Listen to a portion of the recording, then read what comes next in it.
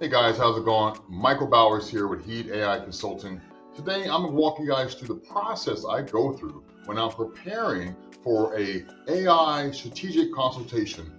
I'm working with Karina from CM Cleaning Solutions today, and I'm going to be preparing for that meeting by going over some industry research, find out what her competitors are doing, looking for opportunities where she can expand her business, and giving her a 14-day plan. What I'll be doing is gathering this data, putting it into several documents, and creating a custom project where I'll be using to build my relationship with her, as well as showing her how this can be done for her business. So stick around if you're ever wondering what happens during a consultation and the benefits of that. Stay tuned.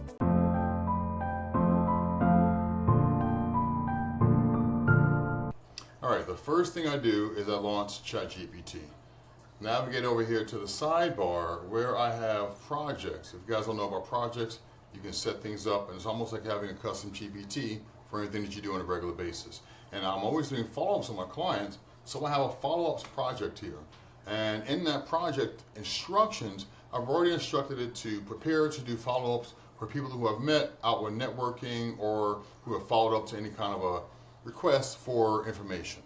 So in here, I'm now going to put my prompt, which is I want to do a strategy call today with Karina. I want to send her 5 to 10 questions to get her prepared for this meeting. I'm also going to upload her business card so that it will know who she is and what it needs to be focusing on. So what it's going to do is it's going to look at the card, find out who she is, get an understanding of her business, and then give me 7 questions that I can send to her. So then I take these questions that it generates, copy, paste into an email to send, so that when we are on our call later, she'll have some questions to kind of help what we're going to be discussing today, a little bit about her materials, a little bit about her resources. Does she have a CRM? Is she doing any kind of an email? As well as some of the pain points that she may have, and trying to get an idea of where she's looking for help at, especially if she's looking to maybe bring back old customers, because existing customers are far less expensive than trying to get new customers. So whenever there's that opportunity, I want to dive into that. But with new construction going on, like she shared with me in person, lots of new opportunities to explore.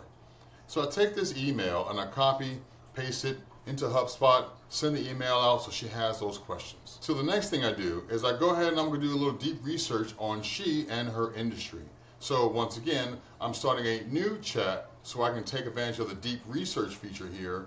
I'm going to add her business card once again, and I'm going to say, let's do some research on her business and some competition. Don't really have to worry about spelling too much. ChatGPT is really good at recognizing that we're not perfect, and it will automatically fix those kinds of things. So let's go ahead and get this research going. While it's doing that, I'm going to also bring up Perplexity. While that's happening, I'm going to also bring up Perplexity, but before I go on, I'm going to answer a few follow-up questions, because the deep research needs some context so that it knows what to do when it's doing its research. Don't just get everything, but be very specific. So I'm letting it know that commercial is the preferred. She's based here in Los Angeles, so I'm going to enter that she's here in Los Angeles. And I'm going to enter that because it's asking what we're looking for. Again, because it's already understanding what she does, it's going to ask me the questions about what I want to focus the deep research on. And yes, I do want marketing ideas, partnership ideas, innovations, anything they can come up with.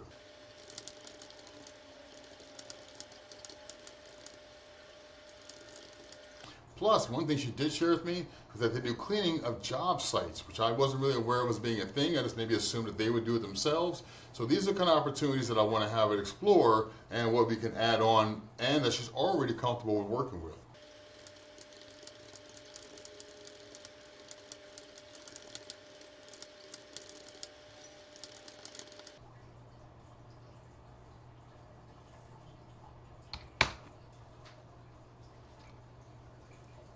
So basically what I've done is I've told it to search within 25 miles of Woodland Hills, which is where we're based out of. Look for anything like partnerships, innovations she can take advantage of, or anything that's relevant. She also mentioned that she goes on job sites of construction, so that if they have to identify a new cleaning partner for that site, she's on their mind. In addition to that, they usually need to clean up before they start to move things in. So that's an early opportunity for her that she's already doing. So I want to add on to that and add value to what she's already doing. So I'm gonna let ChatGPT do its deep research. We're gonna come back to that in a second. So while ChatGPT is doing its deep research, I then launched Perplexity.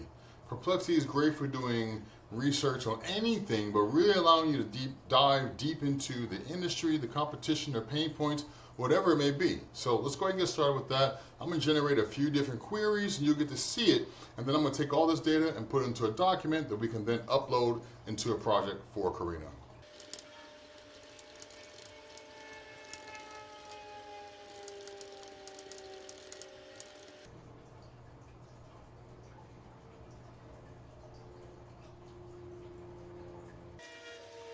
Now, just like with ChatGPT, Perplexity will take a while to do this deep research, but the fantastic thing about Perplexity, which I like over ChatGPT, is that Perplexity is search first. It's not based on any kind of an internal large language model. It's based on the ability to go out and find information really quickly and bring it to the table. So unlike where it has updated data to a certain point, again like ChatGPT, which is a large language model, Perplexity is designed to go out, find as many resources as possible and relevant to what I'm searching for. In addition to that, it will specify the sources to match what it is presenting to me to help me understand if it's an opinion piece or not.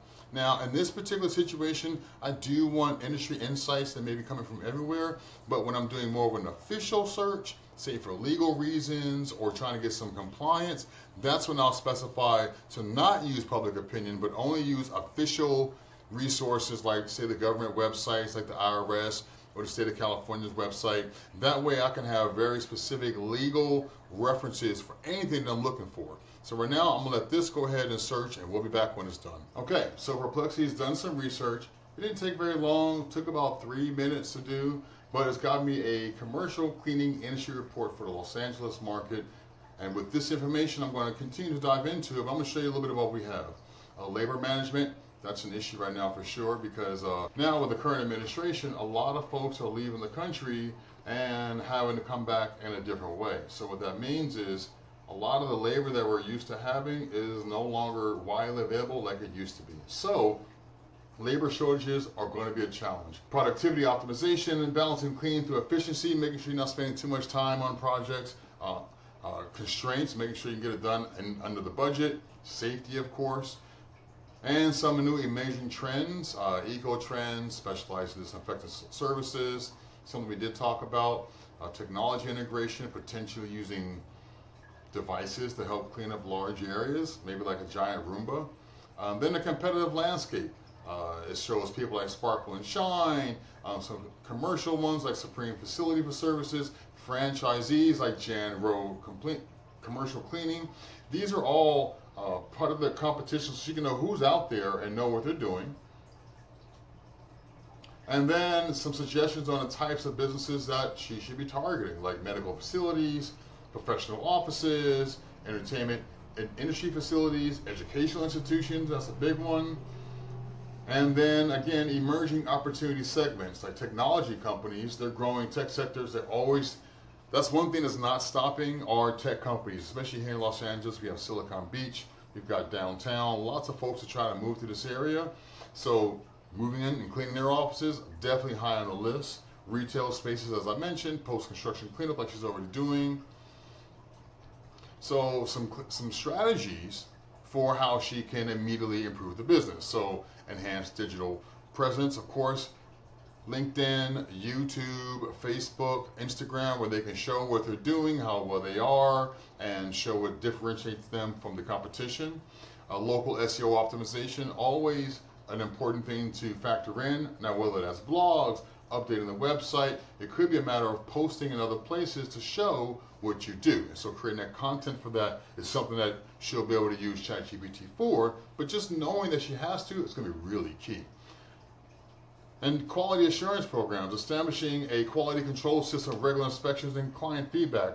That's really important because I know that when I've had people come in to clean either my home or my office, I wanted to know what was done. In addition to that, I wanted to know what would be done so that if it was not done, I can know if things were done properly. So creating SOPs, standard operating procedures for a crew when they're going into an office, establishing that with the client. So the client now has that confidence in knowing what's going to be done, and then having that checklist, These are the kind of things that you may know need to be done, but if you're not thinking about it, you may not do it. But then having ChatGPT actually create that SOP, that's a game-changing winner right there, and it will only take a couple of minutes to produce that. And that goes into the operational excellence, developing your staff, making sure people know what they're supposed to do, the uniforms, could be the cleaning supplies that you're using, make sure that's uniform, not too strong of a scent. Who knows? These are all concerns that as an office or anybody, a client, they may be concerns, especially if you don't want anything too strong or you absolutely want the smell of cleaning material so that people know their cleaning was done. Important information. And so in conclusion, it's got a good little market research here. It shows that it's an $11.1 billion industry as of last year. That's not going anywhere. But the key challenges, now this is what I like about Perplexity, really important for everyone to understand, is so when it gives you the first bit of research, it allows you to say, well, what are the key challenges faced by cleaning businesses or some eco-friendly cleaning solutions? It basically allows you to go deeper into the subject that you're discussing or researching and provides you with questions that you may not already answer or have yourself. So I'm going to go with the key challenges faced by the competition. As you'll see here, it breaks down to 8 sources that it has, which is Maggie May, TBC Corp, Hoover, Tenant Co., M&Z Janitorial Services, California State. And these are really important because, one, you've got California State in here, so maybe legal concerns, but what other people are also doing. So the answer that they're going to provide us is, of course, as we talked about, labor shortages, heavy workloads, people having to come and get a lot done when the company's off. They may close late and open up early and have a lot to be done. Those are real concerns. Environmental and urban factors. Now, it could be, is it safe to go there in that time of night? Is it accessible? All things to consider. Inadequate supplies and equipment. Do you have enough mops? Do you have enough buckets? Do you have enough of the cleaning supplies to you? And because of the new tariffs, I'm not saying that these things are going to be out of reach, but the cost of them is going to go up. And when you want to replace things very easily, and now it may cost 2.5 times what it would normally cost before, that's going to impact your profit margin. All to be considered when looking at any kind of an opportunity. And I guess scheduling pressures, as I mentioned about people opening and closing times. If you don't have enough staff to get everybody addressed, and say you want somebody to come every night, you may not have enough people to address that. That is a big concern. And so knowing that ahead of time is something to be aware of that everyone's going through, and you're not the only one. And then, of course, compliance. This is where state laws are really important to know that either amount of hours worked, and this is actually what you see here when the highlights, if I highlight the actual resource, it's going to show this came from M&Z Janitorial Services, keeping your business sparkling, but why? Now, this is also where SEO comes into place, because when you're listing the services that you do, you're now going to show up for why we're good, what we do different than the competition, why our customers love us, why they call us after they fired their other people. This is all part of the SEO strategy and information to be considered as she begins to market her services. Let's see here. What strategies are cleaning businesses use to retain skilled workers? How does the high foot traffic in Los Angeles affect cleaning schedules? That's important. And what are the environmental challenges? And can cleaning businesses in Los Angeles comply with health and safety regulations? Again, Perplexity allows you to deep dive into all of these things. I'm going to click on the first one here. How do you deal with high turnover? That's got to be a challenge. I know I've had that issue over the years of business. How do you find people who are here today and then gone tomorrow? Especially if you're sending them out to do something that they don't like. Say that it's a undesirable location. It could be food. It could be, sometimes it could be a human waste, especially if you're being called in to clean up where people have been defecating or urinating outside of some place. They want to have that cleaned up. I've seen some of those locations.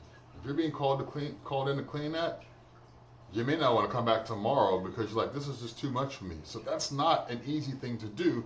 And again, with the labor shortages, that's going to absolutely be a challenge. So knowing that is happening, so when she's planning on what she's going to look for new clients, she may not want to get into that. So what I'm going to do now is I'm going to take how can cleaning companies improve employee retention, take one more. And as you see here, it's continuing the search on and on and on. So I'm essentially in the rabbit hole, right? But once this is all done, I'm going to take all this information and put it into a Google Doc. So I'm going to go here and just copy the whole thing.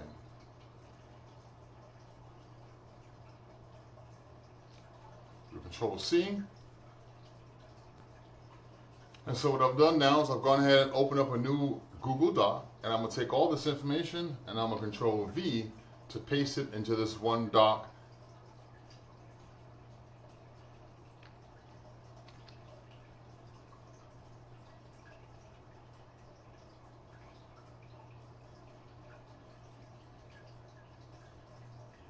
So now you'll see here, this is now saved. I'm going to save this as my Perplexity research document.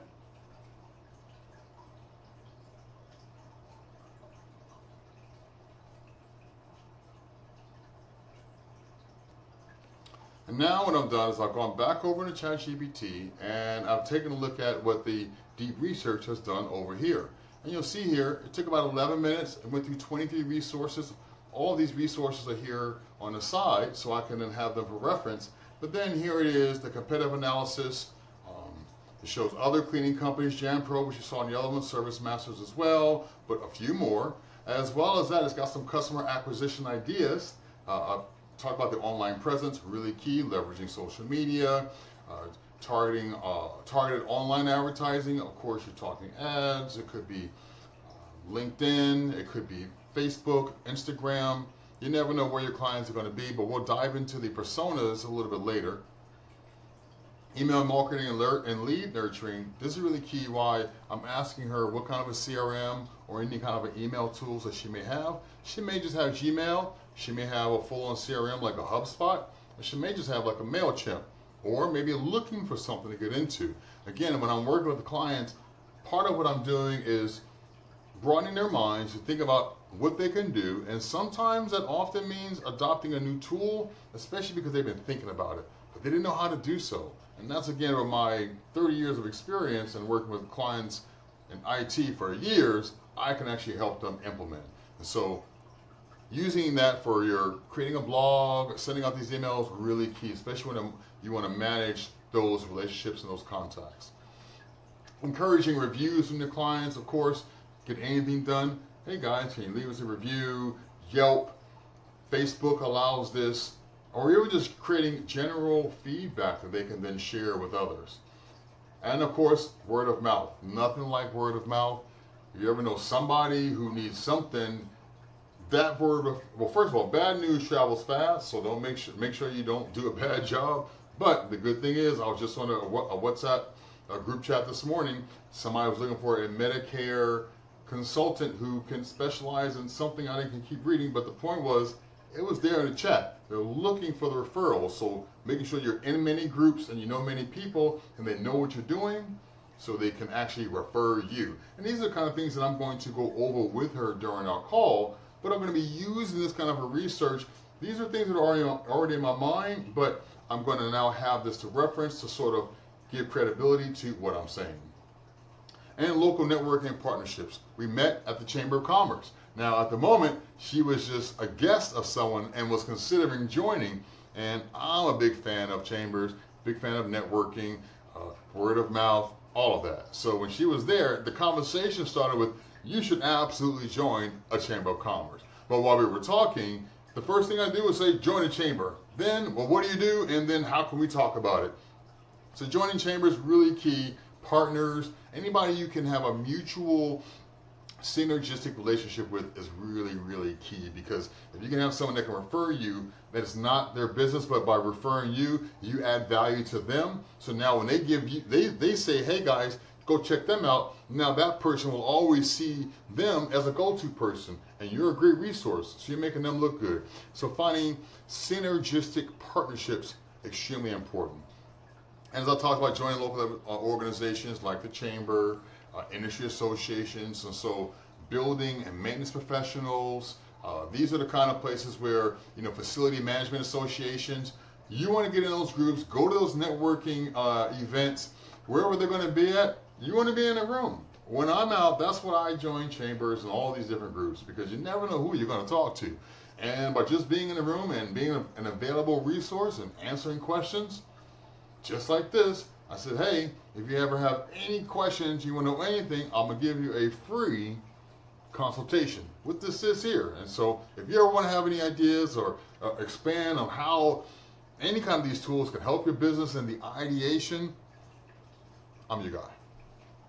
And of course, multiple channel outreaches, all the social networks, email, text messages if you can.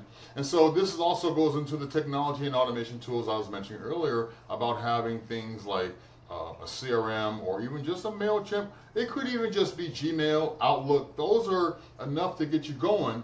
The reason why you want to have these things like CRM is so you can manage your groups. You can say, hey, I want to contact all my Woodland Hills janitorial service companies and partner with them to be their overflow. Because again, everyone's got staffing shortages, right? And so she may see them as competition, but if she can then reach out to them and say, hey, we'll do something either you won't do, we'll do something to support you guys. If say you needed 20 people, but you only have 5. Well, we may have 5 or 10 to go with that, and vice versa, because you might also need some help and need someone right away. So, strategic partnerships, not everyone's a competition. You may be going for the same jobs at times, but ultimately everyone's trying to win, and don't expect everyone to kind of work together, but if you pitch the idea, you never know who's going to come to the table. And of course, you have good scheduling software, because nothing like having 20, 30 people and you gotta like send everyone emails and text messages to make sure they're at places. So identifying a great scheduling software solution is even different and better than a CRM. As I mentioned, a CRM here, scheduling and routing apps are really important too, because if you try to outsource this to someone who's in another country, and I've seen this many times over the years, they don't know that Gardena is not right next to Woodland Hills and is not right around the corner from Torrance. And so they try to schedule somebody an hour in between or even 30 minutes. That won't be enough time. And they may get there late. They may not show up. That might be the reason why they may quit, because now you're stressing them out about finishing one job earlier that they don't have enough time to get to the next one, or even having a break in between. So having that communications and intelligent scheduling to know where people are going, and the routing apps, super key. So again, these are the kind of things I'm going to go through with Karina when we get on our call later on this evening. And some of the growth opportunities, as I already mentioned, she's doing the post-construction cleanup, the high-touch disinfection post-COVID. People want to make sure things are clean, especially for the public, any kind of a public place. And now with all the fires that we just had in Pasadena and over here in the Pacific Palisades and Brentwood areas, lots of new places going up, dust in the air.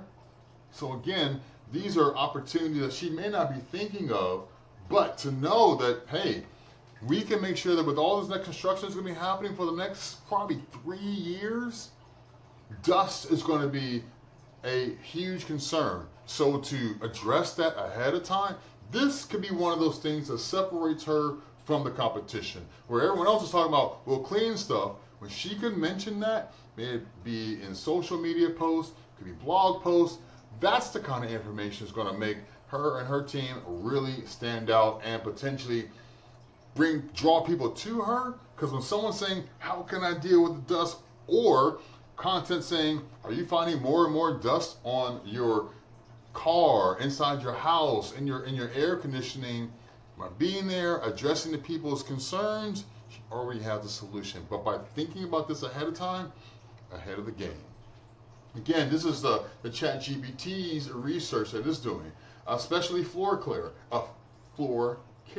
I have one colleague of mine, Oscar. He had a floor cleaning business, and going into malls and cleaning big stores like a Macy's or just a mall itself, having these big buffing machines, it may be twice a week, maybe every day. You never know, especially with these high-end stores. Whether it's the carpets or the floors, they need maintenance, and they want it to be always pristine. Right now, a lot of wealthy folks in the world, and it is building more and more places for them to go and shop. They want things clean. Be that person. Green cleaning, that's really important too, because you never know if somebody says, listen, I don't want to have a bunch of either alcohol or ammonia, but I want clean solutions. Another colleague in the chamber has products that have no dyes in them, don't have any chemicals, so that when they're cleaning, it smells good without that chemical smell. And wellness here, that's actually a really good one now, because so getting a well certification, something I'm not even really familiar with, but as we talk about it later, that's something for her to look into. Again, to differentiate her from the competition. This is all just about ideas and how to actually pursue them. We're not going to go into each one of these right away, but these are going to trigger lots and lots of growth ideas for Karina that she's going to hang up from the call and say, okay, where do I go from here? Because there's so many opportunities. Now you got to find a lane to choose, get into, and then start running. Specialized industry verticals. This is really important, as I was saying before. Medical facilities, whether it's clinics, actual hospitals, all kind of places, hospice care. You know, you can have your standard cleaning, but when you need to have someone who comes in and does a deep dive clean, maybe once a week, once a month, when someone can offer that and say, hey, listen, yes, we have hospice here, and we have assisted living, and we have our daily cleaners, but we also bring in a team once a week, once a month, once a quarter to go deep dive, so you can look behind anything in here and you won't find any dust. You're not going to find any old germs. This is how people get sick. They stay sick. They don't get better. Really important, again, for those medical facilities, schools, daycare, especially for the young kids, touching everything, running around. You don't want to have any dust anywhere. That white glove treatment is what any parent wants when they're dropping their kid off someplace, because they already get sick from all kinds of things. You don't want to get sick at school unnecessarily. You already get sick from other kids. That's going to happen. But you don't want them touching things and coming home because they've just picked up a bunch of boogers from someplace else that were not clean. There's a way to keep things clean. You can't always make it so that it doesn't get dirty, but maybe in some of the products that you use, it repels germs. I don't know, but to think about that is what this is about. In industrial and manufacturing, another good one here, hospitality and retail. Once again, everyone's got staffing shortages, right? And that's why understanding that is like super key. Because just like she's going to be bringing solutions, companies may say, you know what, we can't keep our cleaning staff. We have to outsource. So now it's going to shift that concern and that need to them. Well, you got to answer the call, right? And you got to figure that out. But if you can go to someone and say, are you having problem keeping your staff, your cleaning staff? We are addressing that. And whether we're hiring out of college or high school kids or whatever the case may be, understand that others are going through that same challenge. That's why that's important, because you can then address that pain point for whoever you're dealing with. And of course, the technology trends, air purification, really good. Electrostatic spraying as a service. These are little things. These are add-ons that you can do. I know whenever I have I don't like to call it a cleaning lady, but whenever my cleaning lady comes by here, I'm always looking to see, well, what can be done? And I like to cook, so I hate it when I get grease and stuff that like settles on things. So is there something that can be sprayed there to make it so that it doesn't stick? Again, recognizing under the area where the cooking fan is, clean that kind of stuff out. Knowing that it's being done, really important. Air purification. Whew. My sister's going through that. She was ill over the holidays from breathing something in, to go through cleaning out the vents. These are things that they may just think of the air conditioning service for, but if they can now offer it, again, differentiate themselves from the competition. This is providing those food for thought, as you might say, or ideas on how to actually separate you from the rest of the competition.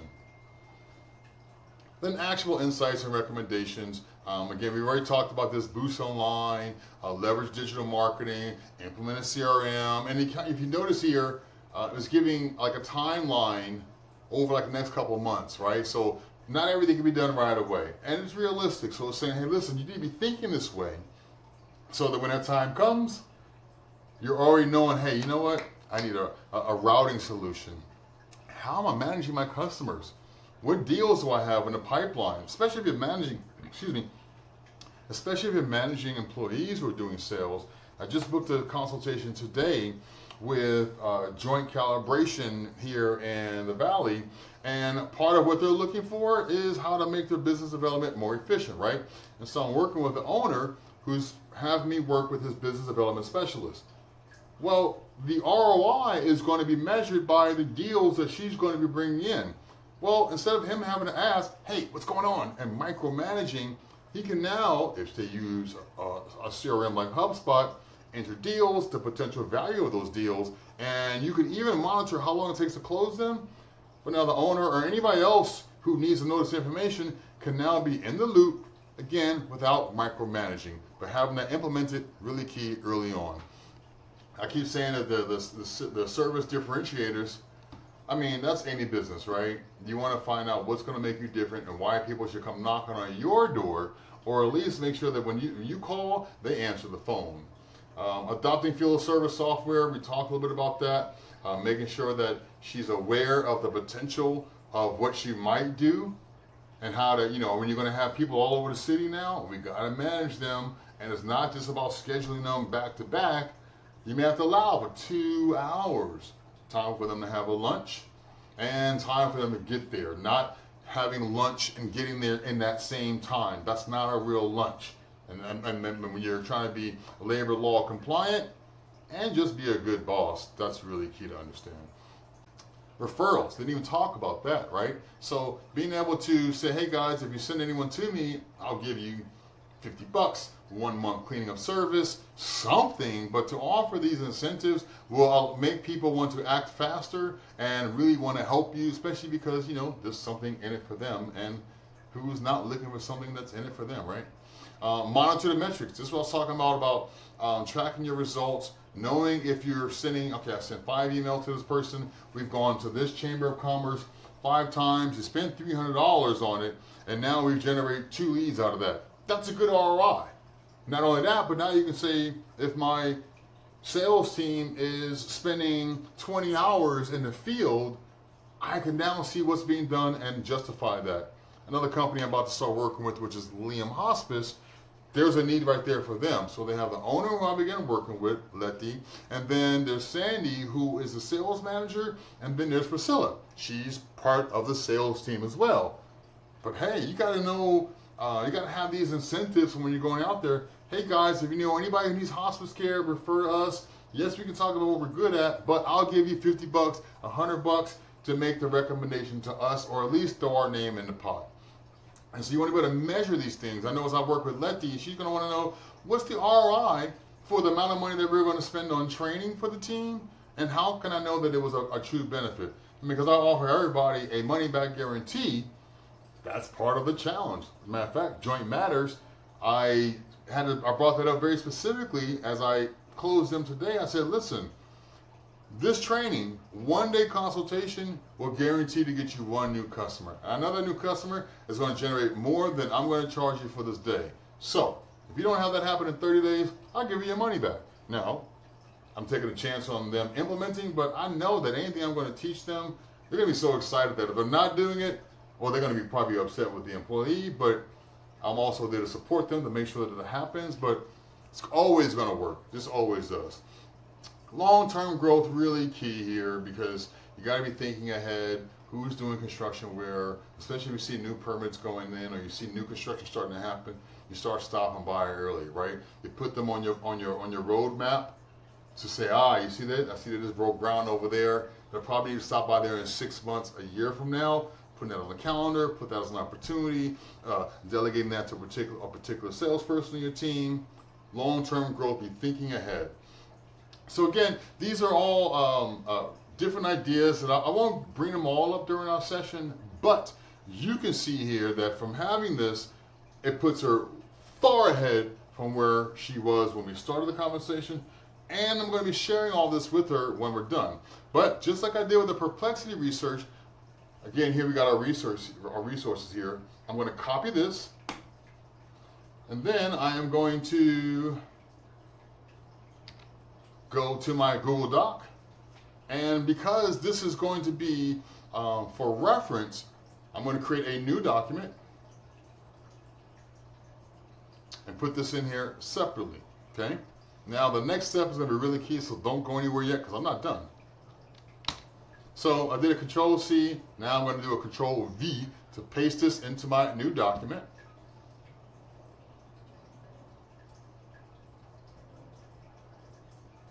And you'll see here, it is now, how many pages are we? 18 pages, 18 pages. So between this and the other document, which is 24 pages, we've got over 40 pages of information. Some of it may be redundant, but it's in a different flavor, all relevant. So now what I do, now that I've got both of these, this is my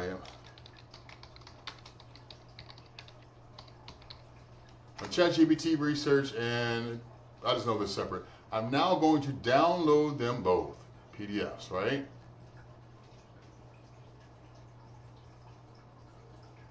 I hate it when it does that. Try to catch it every time. All right, so go through download, PDF. So now this next step is actually probably one of the most important steps that I'll be taking. And that is I'm now going to create a project just for Karina. The reason why is so that I can upload all this information into that project, and I'm going to do that right now. So I'm going to title this CM Cleaning. Doesn't need to be long, just so that I can see it on the list here on the left, right? So you see now CM Cleaning. So in the instructions here, I'm putting, this is for the guide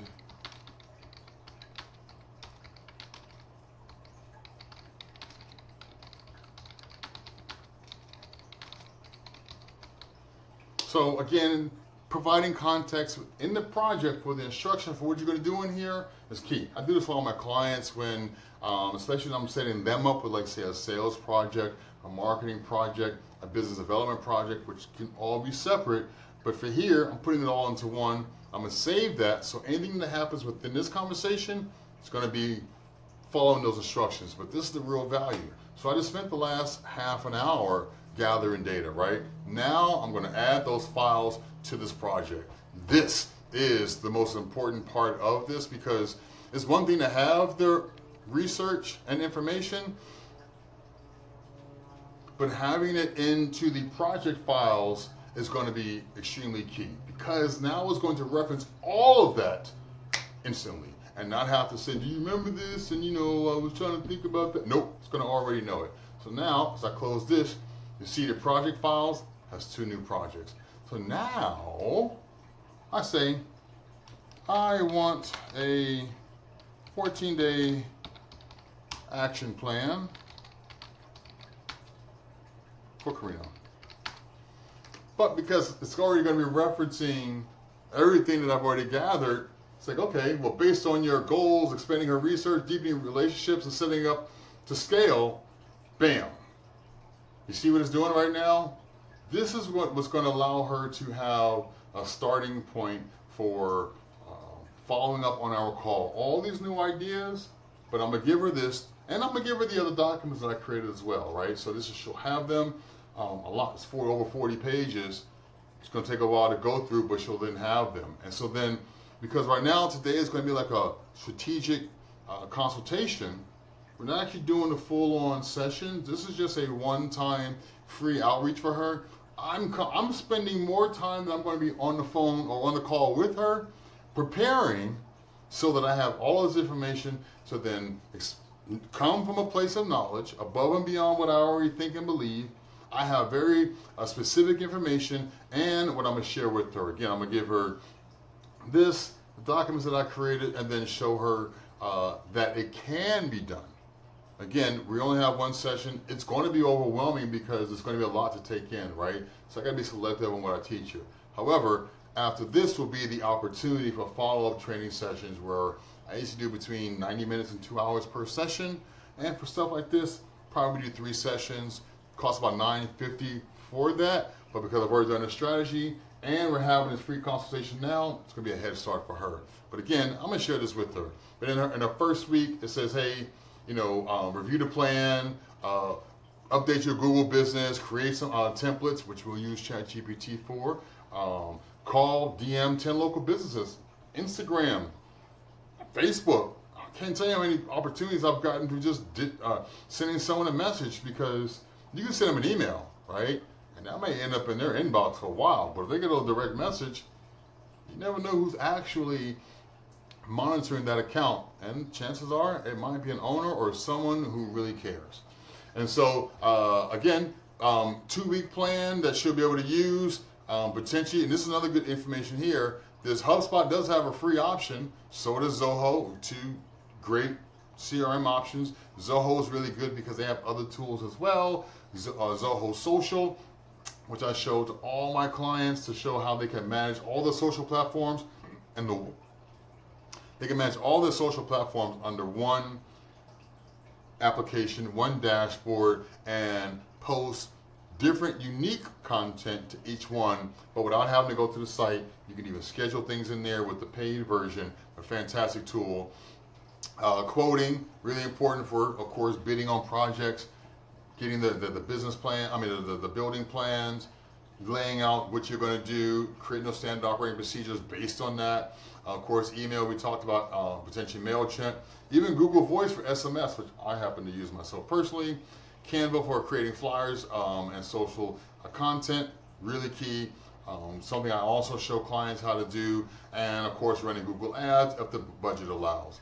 But with this is going to give her a 2-week plan on what she can do to get things going right now. And this is not like the kind of thing where you're going to be stuck to it, right?